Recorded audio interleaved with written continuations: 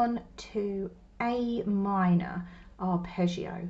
Again, same thing, don't worry too much about whether it's major or minor. That will just affect the sound, whether it's a happy or a sad sounding arpeggio. What we're looking for is the starting note of A and its family members.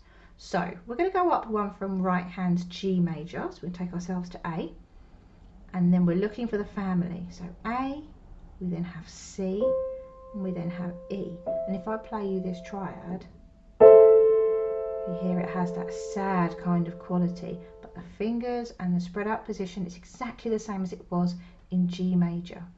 So for this one we have A, C, E, A, E, C, A. I'll run that one again.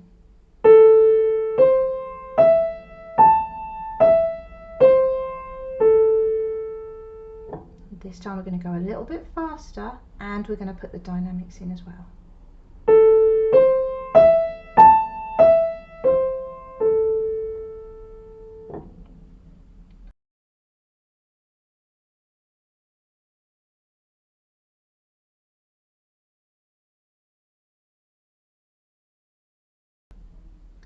Moving on to left hand A minor arpeggio, down an octave from where right hand started.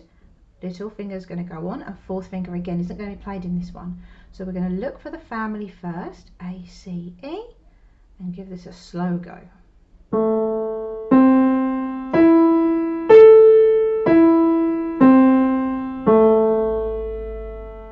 We take it a little bit faster.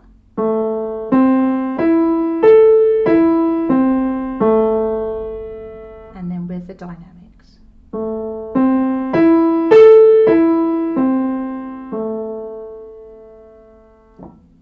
Well done.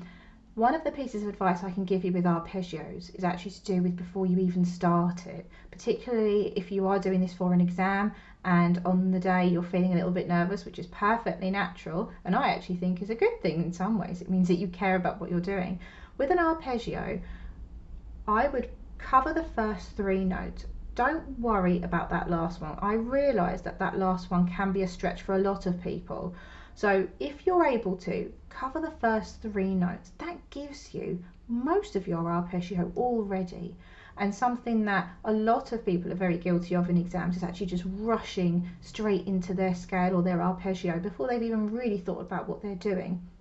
With an arpeggio, because you're starting in a slightly unnaturally spread out position, this is a really good time to practice getting yourself ready before you play anything. So what I would do is, if the examiner had said, I would like to play a G major arpeggio right hand, I'd find my G, spread my hands out, but I wouldn't play anything. So that examiner hasn't heard any sound.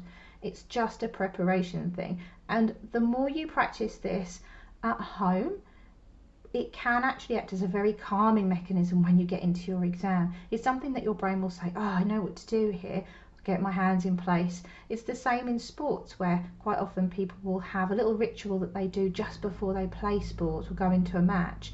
And this is something that you can really use in music as well. So for the arpeggio, get yourself set first, take a deep breath, tell yourself the letters that you're going to be using. So for example, G, B, D, and then go into it.